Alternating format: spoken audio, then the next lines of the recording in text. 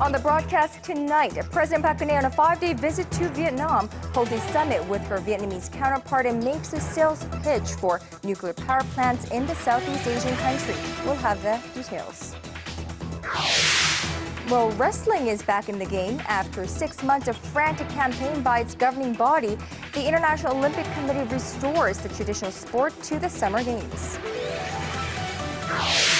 And Syria and the Red Line. The Obama administration facing an uphill battle in convincing congressmen to approve military action against Syria for chemical weapons attack, says Arab countries want a tough response.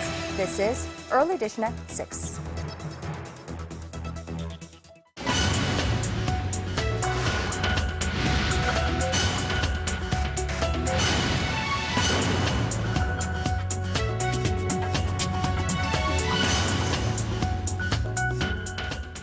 It is 5 a.m. in Washington, D.C., noon in Damascus, and 6 on a Monday evening here in Seoul. Welcome to Early Edition at 6. I'm Moon Gun-young. And I'm Daniel Chen. Thank you for joining us, and good to have you back. Thank you. We start things off with the president's visit to Vietnam. The main focus of the bilateral summit between President Park Geun-hye and Vietnamese President Dong Tan Sang earlier today was economic cooperation. The two leaders agreed to accelerate talks on a free trade deal and to sign the deal sometime next year. They also agreed to work towards reaching a target $70 billion in bilateral trade by the year 2020. Vietnam also promised to enhance the country's investment and business environment so that Korean companies could further expand into the Vietnamese market.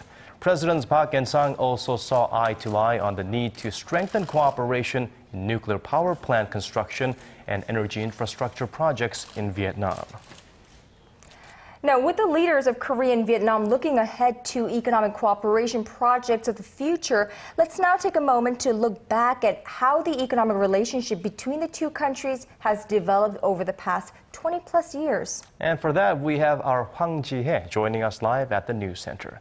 So, Jie, let's start with where economic ties between Korea and Vietnam stand today. The two nations share a long economic history together. That's right, Daniel. This year marks the 21st anniversary since the two countries established diplomatic ties. And during that period, trade volume between the two nations has risen more than 40 times over.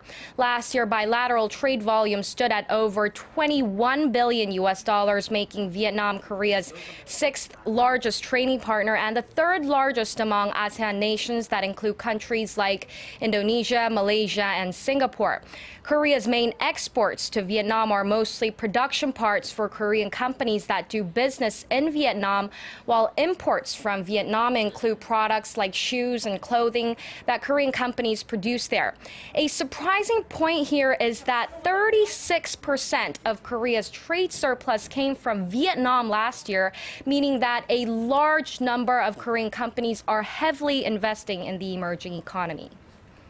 Now, Jihye, we have been hearing that the rise of BRICS is something of the past, and it's now a VIP, Vietnam, Indonesia, and the Philippines that are attracting investors worldwide. Now, is it also rising as a new production base for Korean companies? Yes, Kanyang, I'll get to your point about the rise of VIP nations in just a bit, but to answer your question, many major Korean construction, manufacturing, and financial companies are venturing into the Vietnamese market. Around 2,700 Korean companies are engaged in more than 3,000 projects in Vietnam, which makes Korea the country's largest investing nation in terms of the number of projects. Korea's total investment reached nearly $25 billion last year, and it stands as Vietnam's fourth largest investor nation following Japan, Taiwan, and Singapore.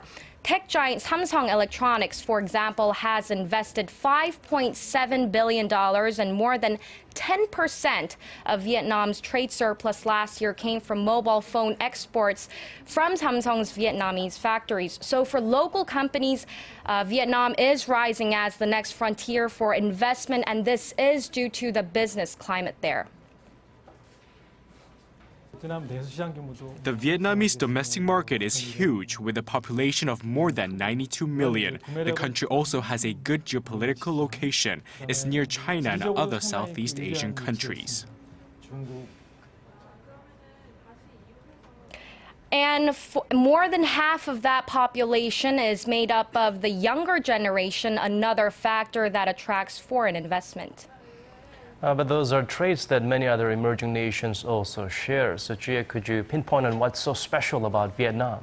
Experts say that Vietnam is politically stable compared to other emerging nations like Indonesia and differentiates itself from South American countries like Brazil in terms of labor force. And their labor is quite diligent, and they are so eager to learn something more like in Korean people. And seeing the potential in Vietnam, Korea is pouring money into aid projects there. The Korea International Cooperation Agency's assistance, which is in charge of implementing the government's grant aid, had pumped a total of $170 million into Vietnam as of 2011.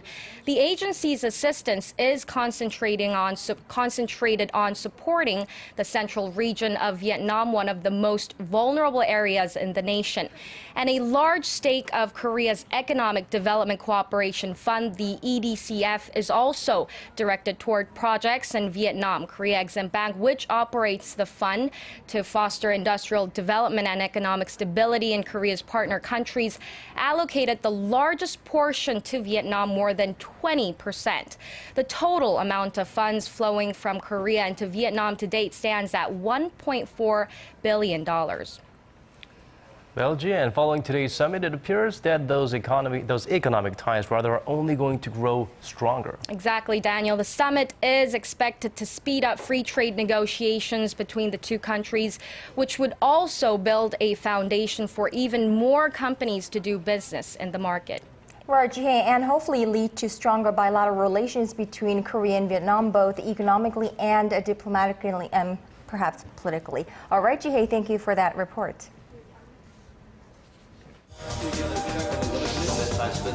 Digging deeper, getting to the bottom of stories that impact your life. Talking with you on air and online. Connecting you with heroes and experts to help you understand the world's most pressing issues. News and current affairs at its best with Moon Gun-young and Daniel Che on Early Edition at 6. Now shifting gears to the economy, Korean import prices rose by 2 points. Now staying with the economy, exports of Korean IT products continue with their growth streak for the 12th consecutive month in August. The country's trade ministry attributes the rise to strong performance by the smartphone sector. Our Hwang Sang-hee has the details. The growth streak of Korean IT exports last month was fueled by soaring overseas demand for smartphones and semiconductors.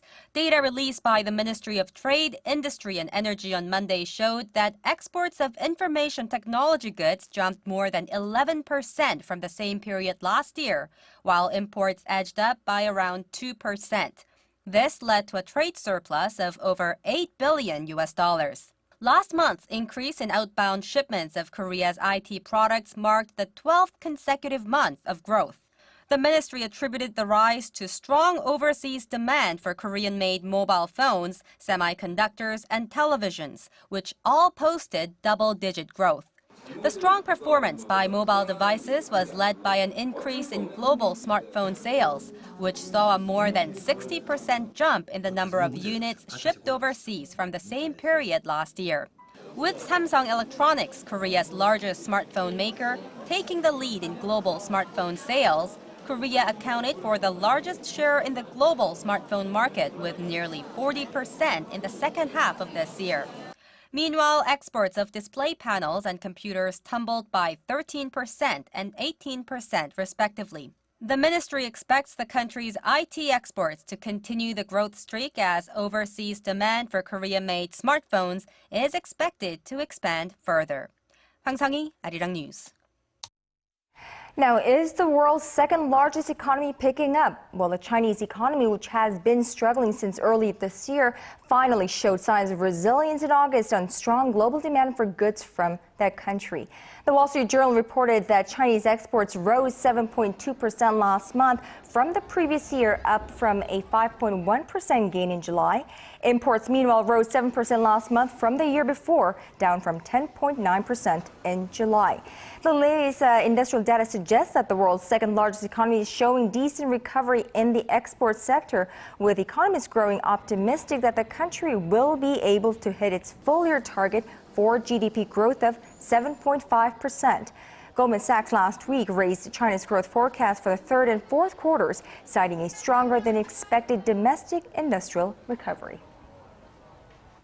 The think tanks of Korea's two main political parties met for the first time at a forum on Monday aimed at improving government policy and cooperation between the two parties. Our Kim Young-gil has more. Cooperation and development were the main topics of the day as the think tanks of the ruling Saenuri Party and the main opposition Democratic Party met on Monday for the first time at a forum at the National Assembly. Analysts and officials from both parties were present to discuss strategies for better advising policymakers and for turning the think tanks into independent, globally recognized institutions. I hope through today's debate we'll be able to find ways to develop our policy research institutes into competitive think tanks similar to those in developed countries, and guide the institutes to foster effective governmental policies. Through this debate, we need to find ways to make both parties' policy research institutes independent from their own parties, financially and in terms of hiring. Experts said each party's policy research institute should become more independent from their own political party by seeking their own funding, as they receive more than 90% of their funding from their respective political parties. The experts also pointed out that in order for the research institutes to become major global think tanks, they need to do more to educate ordinary citizens. The Policy Research Institute should not only focus on formulating governmental policies, but should also educate the general public on democracy, which will later contribute to an advanced political community. At the end of the seminar, both parties agreed to continue the discussion at forums held on a regular basis. After more than 2 hours of debate, experts said the policy research institutes must gain independence from their own parties in order to formulate more effective policies and develop themselves into major think tanks. Kim Young-gil, Arirang News. Moving on, the U.S. military has been developing a revolutionary new defense system for more than a decade now, and it appears that the project is in its final stages of development. Our Kim Hyun-bin reports on the implications, especially for North Korea and China. The U.S. is developing a new state-of-the-art weapons system that could potentially reach targets anywhere around the world in less than an hour. It could also be used as a deterrent against China or North Korea. A report released by the Carnegie Endowment for International Peace in Washington, D.C. earlier this month suggests the system would enable the U.S. to target North Korean missiles even before takeoff. The U.S. military has been researching and testing the conventional prompt global strike system for more than 10 years now. The Defense Department added the system to its roster in 2003. And the government allocated roughly $175 million to its development in 2012. The missiles that are part of the system are launched into space and glide back to Earth, and will be capable of hitting a specific target anywhere on the planet within an hour. They have the potential to travel 20 times the speed of sound. The program appears to be in the final stages of development. The Pentagon is currently testing the system and is reviewing how best to use it. Kim Hyun-bin, Arirang News.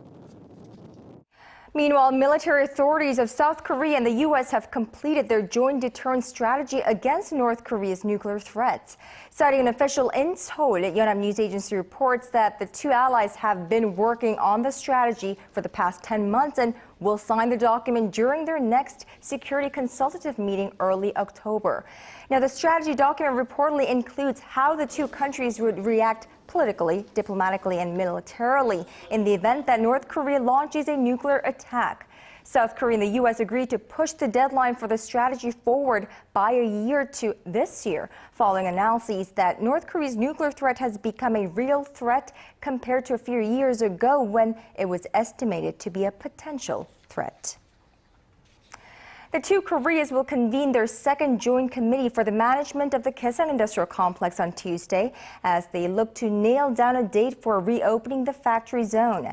The meeting comes just days after the North restored a military hotline near the West Sea, one of the preconditions demanded by the South for the resumption of operations, which was cut off 5 months ago amid heightened tensions on the Korean peninsula. The hotline is the only communication channel between the two Koreas that could guarantee the safety of the South Koreans working at the complex. Now, since last week, an average of 600 to 700 South Korean businessmen have visited their Kaesong factories each day to prepare for the resumption of operations. Many are hoping that the joint business park will reopen before Korea's fall harvest holiday Chuseok next week. U.S. President Barack Obama's hard sell to convince a skeptical Congress to back his plans to attack Syria is struggling to gain traction. However, key Arab nations have agreed that the Assad regime crossed a global red line for its alleged chemical weapons attack last month, which killed hundreds of civilians. Our Kim Ji-yeon reports. The Obama administration is facing an uphill battle in its attempt to convince members of Congress to approve military action against Syria. In an attempt to boost support, the Obama administration released graphic video footage to senators and American media outlets over the weekend, showing victims of the alleged chemical attack. But a congressional survey carried out by the Washington Post shows that a majority of House members were leaning against authorizing the use of U.S. military force in the conflict-torn country. I think lobbing a few Tomahawk missiles will not restore our credibility overseas. It's kind of a face-saving measure for the president after he drew the red line. And that's what I'm very concerned about, is that once we, as my colleague from California mentioned, once we're in, we're in. And once we hit, this is an act of war. Meanwhile, U.S. Secretary of State John Kerry spoke in Paris Sunday to bolster support for military intervention after meeting with key Arab foreign ministers. Kerry said the Arab countries agreed the use of chemical weapons by the Bashar al-Assad regime crossed an international global red line. It is clear that if we don't take action, the message to Hezbollah, Iran, Assad will be that nobody cares that you broke this nearly 100-year-old standard, and you're using weapons that have been banned by 189 nations. Syrian President Assad continues to deny all the allegations, saying the evidence produced by Obama is not conclusive and can be refuted. Assad also warned Syria would retaliate if a strike was made by an external force. Ahead of Wednesday's crucial test vote in the Senate, Obama is expected to give interviews to 6 news networks on the topic and present a grand speech on Syria. Kim Ji-yeon, Arirang News. U.S. Senator Ron Paul argued against Secretary of State John Kerry's justifications for military action against Syria on Fox News on Sunday. The junior senator from Kentucky said that a surgical strike by the U.S. would not serve as an effective tool for deterrence and could actually worsen the situation in Syria. Paul said the worst-case scenario would be that the regime's stockpiles of chemical weapons would fall into the wrong hands once they were removed from Syria to neighboring regions controlled by the terrorist group Hezbollah. With regard to North Korea, Paul said cases involving Syria and North Korea are two completely separate situations and cannot be lumped together, in that the North Koreans already know that there would be a retaliation against them if gas or conventional weapons were used on U.S. troops. Well, wrestling is back in the game. The ancient sport of wrestling has regained its spot in the Olympics. At an IOC session in Buenos Aires on Sunday, wrestling easily defeated bids from baseball, softball, and squash after revamping itself over the last 6 months. Our Song Ji-sun has this report. Wrestling is back in the Olympics after 7 months in limbo, and its advocates are even more determined to keep it there for centuries to come. Wrestling won the approval of the IOC on Sunday as an additional sport for the 2020 and 2024 Olympic Games, receiving 49 votes to win in the first round of secret balloting. Baseball and softball garnered a combined 24 votes, and squash followed at 22. The result capped a frantic 6-month campaign by the sport's governing body to preserve its Olympic status after the IOC Executive Board cut it from the list of core sports in February. With wrestling's return, no new sports have been added to the 2020 Games. I think the session today was clear that the Executive Board made a mistake in getting rid of wrestling, and so they corrected that mistake. Now we're back to where we were before the process started, with no new sports, and I think the new president will have to solve that problem. The goal for wrestling now is to regain its place on the list of 25 core sports. As for baseball and softball, the absence of Major League Baseball players from the Olympics and baseball's refusal to comply with all of the World Anti-Doping Agency rules are commonly cited as why the sport has been out of the Olympics since 2008. The governing bodies for baseball and softball have vowed to make another pitch to be readmitted to the Olympics in the future. 송지선, Arirang News.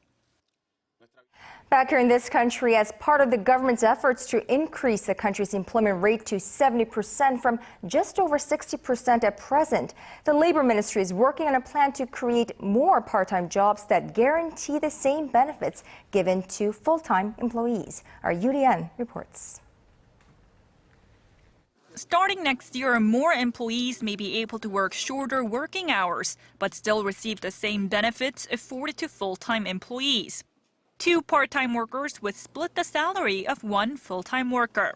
More importantly, they will also be covered by the same benefits. The plan is a brainchild of the Ministry of Employment and Labor and is part of the ministry's effort to achieve a 70% employment rate by 2017 and create 9,000 part-time positions. The ministry is expected to devise a bill outlining the plan by the end of the year. If implemented, the new system would first be adopted by the central and local governments for public servants.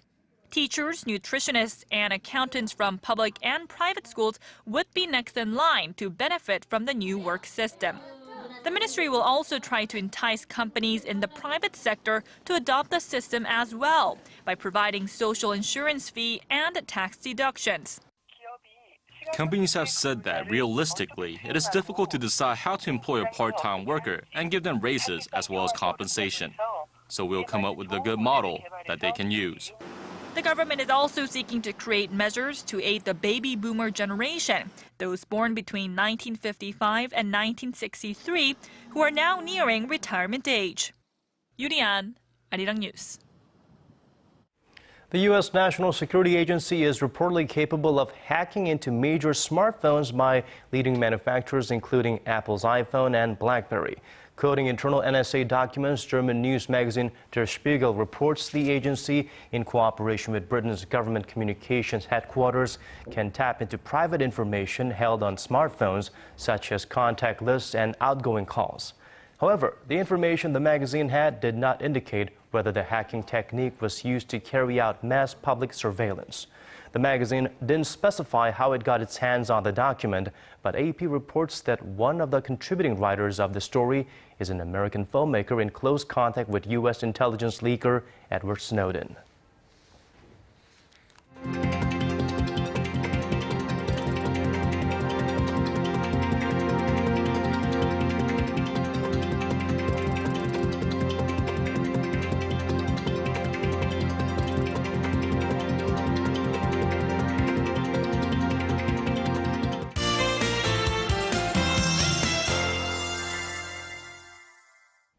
It's time for weather. That means we turn to our Michelle Park. Well, it was a generally nice day, except for some cloudy skies, right, Michelle? That's right, Daniel. We started off with a foggy morning, and although the fog did lift, it was replaced with the clouds. Right, Michelle, and despite the overcast skies, the temperatures were a bit too high. Yes, Kanyang, but we do expect some on and off rain tomorrow in Seoul and in Gangwon province, which may cool things off. And we are also expecting a light precipitation nationwide on Wednesday as well, so it's probably best for you to have an umbrella with you throughout the week. Taking a closer look at the forecast, it looks like we're going to have another cloudy day tomorrow. Similar to yesterday, Seoul will start off the morning at 20 and reach up to 25 degrees in the afternoon. Down onto Jeju Island, it's going to be partly cloudy through the day, but the heat won't let up. Daejeon will hit 24, while Kumgang and Dokdo will remain cool. Well, that's it for today. I'm Michelle Park, and have a wonderful evening. Thank you for that, Michelle. And that's all from us for this hour. Thank you for watching. This has been Daniel Che. And I'm Moon Ganyang. Thank you as always for being here with us. Hope you have a wonderful rest of the evening, and we'll see you right back here, same time tomorrow evening. Good night.